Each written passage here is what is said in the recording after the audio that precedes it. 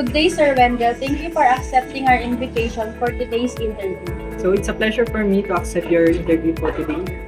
So our first question is, what is the functions? For my experience, I am a Lex delegates from MPC.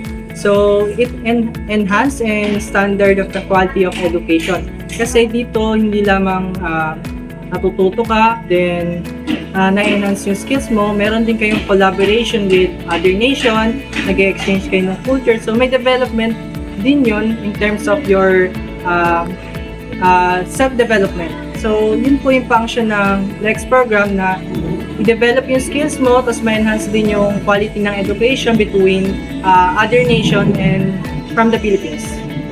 Next question, how the unit operates? The unit operates with the two heads from the Singaporean Polytechnic and from MPC, which is Dr. Colokar and Captain Nash.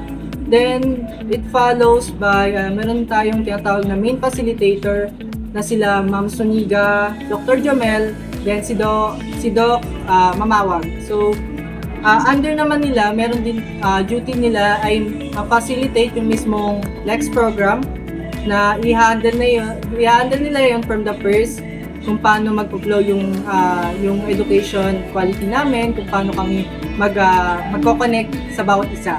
Then, merong mga assistant facilitator or technical facilitator na rin na nag-guide sa amin, nag-assist sa amin in terms of resources, like yung mga kailangan namin gamit, yung mga papers, mga ball pens, and other etc. na gagamitin namin sa mismong program. Tapos, under naman sa mga technical na yon, lahat naman sila nagtutulong-tulong doon. From head to main facilitator, then technical assistant facilitator, then from FSM faculty. Sila yung nag-assist sa amin sa food, sa mga dapat namin kailangan gawin. Tapos, paano nga ba nag-ooperate talaga yon?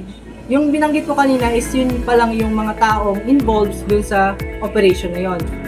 Then, paano nag-ooperate ang Lex program? Nag-ooperate yung Lex program para, composed to ng mix ng two nations, which is yung MPC from Philippines, then SP from Singaporean. Then, doon magko-collaborate yung, kumbaga, exchanging kayo ng thoughts, idea, and education.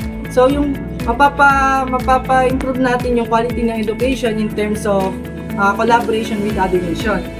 Doon nag-study kami, nag-assess kami, meron kaming naka-assign na community, which is yung, kung naka-assign sa amin is yung Bamboo Wind Chimes, which is from Barangay Santa Cruz, Antipolo. If not mistaken, yun yung aming naka-assign na community. So, doon kami nagsimula, nag-interview, nag-assess na problem nila. Kasi ang need doon is yung masolusyonan mo, yung needs nila, yung queries nila, para makabuo kayo ng prototype or new product para maka-help sa kanilang hanap buhay, sa pag-produce mismo ng mabilisang products. So, dun sa pag-help namin na yun, kailangan namin i-assess yung mga bagay na main problem nila para malaman namin kung ano yung i-suggest namin prototype. So, paano namin maano yung prototype? Paano namin mabibuild yun? So, with the guide of our main facilitator, tapos may mga organization na rin na nagpunta doon para tignan yung prototype na ginawa namin. Tapos, sila yung magpipili doon kung ano yung mas nakakatulong at may ipapublish o may gagawa nila. Tapos, may provide nila yun sa community na nangangailangan. Yun yung mismong main operation ng Lex program. What are the possible challenges that the unit face in supporting teaching and learning?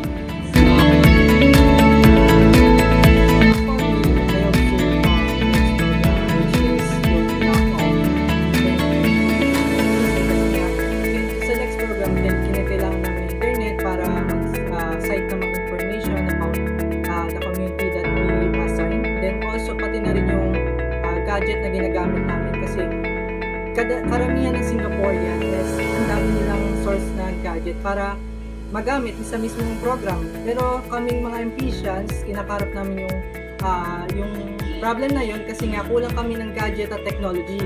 So, nakukulangan kami sa source ng information na ginagamit namin, pati na rin sa mga bagay na kinakailangan naming tapusin pa.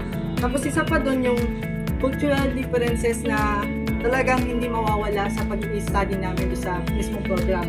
May iba silang paniniwala, meron silang ibang gustong gawin.